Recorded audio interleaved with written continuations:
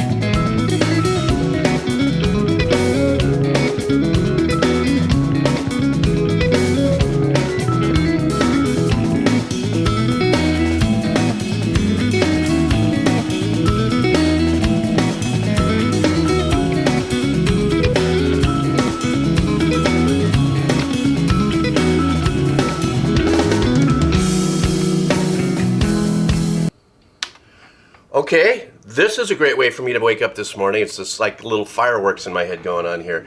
At first, when it started and I started listening to it, of course, I couldn't help but think of the Tim Henson zone or polyphia zone of musicians and artists that are out there. And then I'm looking really close, and they have that green screen suit thing going. I go, well, maybe it was Tim clowning us, but I don't think so. This is very unique, and this is a lot more compact, and to me, personally, very, very accessible. Now, I know it seems to be very progressive in its performance and in composition. Obviously, the tapping and stuff. I look at that stuff, and for me, being just an average schmo guitar player, the consistency of having to do that and being perfectly in between the frets every time, it's mind-numbing to me. I'm a regular guitar player, not a virtuoso of this nature here. This last maybe 40 seconds of that particular arpeggiation, it's very nice and settling. So there's obviously an insane skill set here, but if you just listen to the composition and just soak back into it, you know, if I was to do the same thing in that same arpeggiation on the piano and stuff like that, where I really am digging into is the bass and the drum work on this. Now, if It looks like, well, I just stopped on this, that it's only a 3-piece kit, well, a 5-piece kit here. And to me, I love watching drummers when they have a minimal kit maximize their arrangements. It's not based on how many drums you have in front of you. It's still coming out of here, here to here, you know, that we're hearing what we're hearing. And the fact that snare, kick, tom, and a couple of cymbals, he's really giving it everything. He's really giving it to me on this track and everything. And I really dig that. I also dig it because there's a different sense of performance visual for me. It's like I'm at a yo-hip, really super cool jazz club. You know what I'm saying? Bass sound is sick. That's another thing too. The bass that's carrying this, because once again, that arpeggiation that's being played, it's very locked in tempo, and it's very cool and soothing. But what's happening in the back and the support of that is absolutely beautiful. And that bass sound, it's got a little bit of a sizzle on it. You know, it kind of sounds like it's like kind of close to the neck, and there's a little bit of a buzz of the string, but I'm sure that's a sizzle that's being processed through that. I love that, because it's such a texture difference from the cleanliness of the guitar and the super cool laid back, yo, what's up kind of drum work that's going up there. But his bass tones really kind of give you a little bit of that, I'm going to push this forward, and to me that pushes it out of it being just a really super cool, laid back kind of, what do they call it, math rock kind of vibe, or more laid back. It just kind of keeps you on the edge a little bit. And there is obviously one overdub in there. I'm listening to something that was just gliding on this side, more of an ambient sound, and of course it could be a guitar overdub.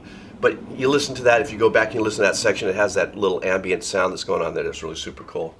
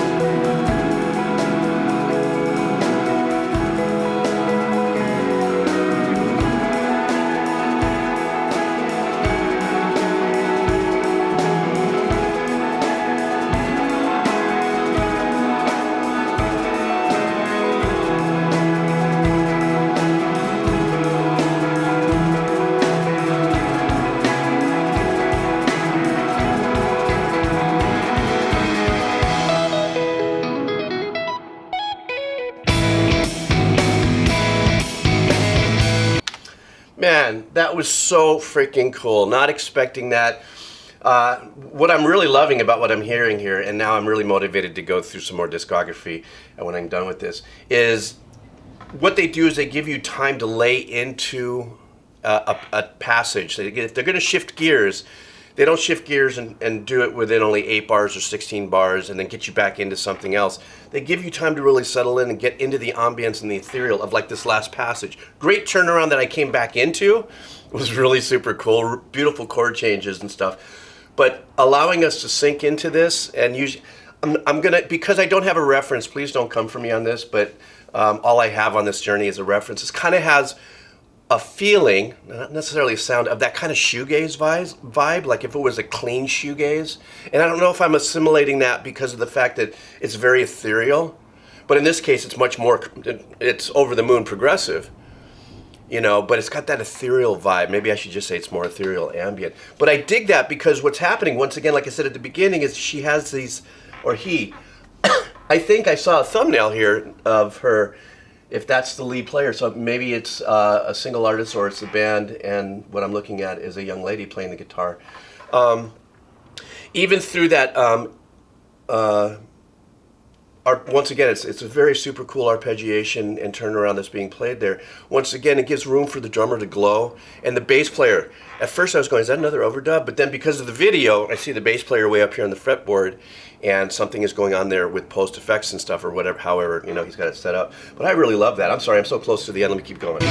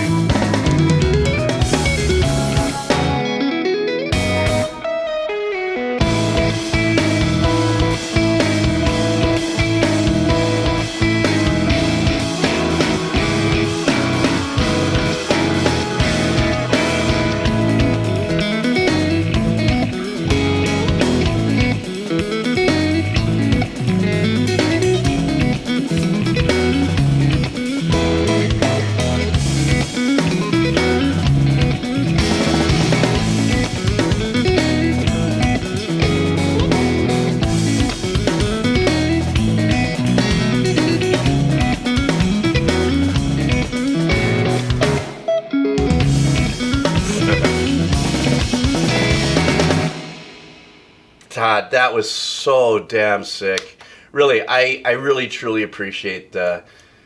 This actually came from Patreon, and look, and it's also she's. It looks like a she in the green suit.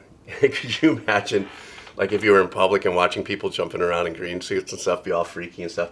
You know, I'm gonna give me just half a second, and as I talk about this ending. I want to really super quick.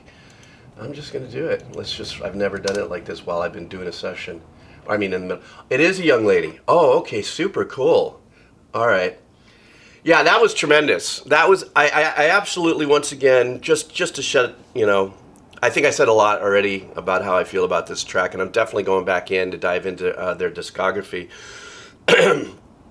You just see me overjoyed at the fact that even with the bass play, they're all of equally yoked in their talent, and I'm sure we're just, you know, whatever we hear in the public is whatever they decide to give us. But I'm sure they have amazing amount of stuff that's in their head that they look forward in the future of giving us. But all, either as a band or all as musicians as they continue their journey. But you know, I'm just a sucker for great bass turnarounds. You know, in between, boom, you know what I'm saying? I mean, in a life in of itself, and the drum work is absolutely phenomenal. Like I said early on, you know, as many drums in front of you as you may have doesn't dictate, you know, exactly what you can produce as a drummer. Though, as we know it, at least as I do in the journey of rock, a lot of drums, and these drummers are extraordinary, absolutely massive in what they can do. You just give, you know, I think there was another, anyhow, blabber too much to coffee. And then of course, I guess she's the lead there. Just incredible skill set, and I love the laid back aspect of it. Though the chord changes were kind of, they did make me go, oh, that's really cool. They weren't over the top, like there was 5 chord changes in 2 bars. That, you know, would have been a lot more progressive. Would have been more like sounding like you know, the real tremendous progressive, you know, fusion work, kind of like Owain or Polyphia or something like that, is it gave us time, or it gave me time to sink in and rinse into a pattern. And whatever little, you know, fireworks in that pattern of, let's say, 16 bars that they would put on, they'd give us a little more, or there would be just a little tapping change up or turn around in the arrangement. Same with the drums, you know. And those are those moments that give me, you know, neck. So maybe I should coin that neck. Make you go, oh, that's great. So this was killer. I am so pumped that I got an opportunity to listen to this. This was a very mellow way to start off Monday, but I think I might drop one on you guys in a little bit too. I'm trying to get really pumped through my Patreon list, and so thanks for hanging out. Have a wonderful day, and sun's coming up. Oh shit. And there's still some bomb waves out there, so I'm going to send up my drone and get some more stuff. All right, guys, take it easy. Have a killer day. See ya.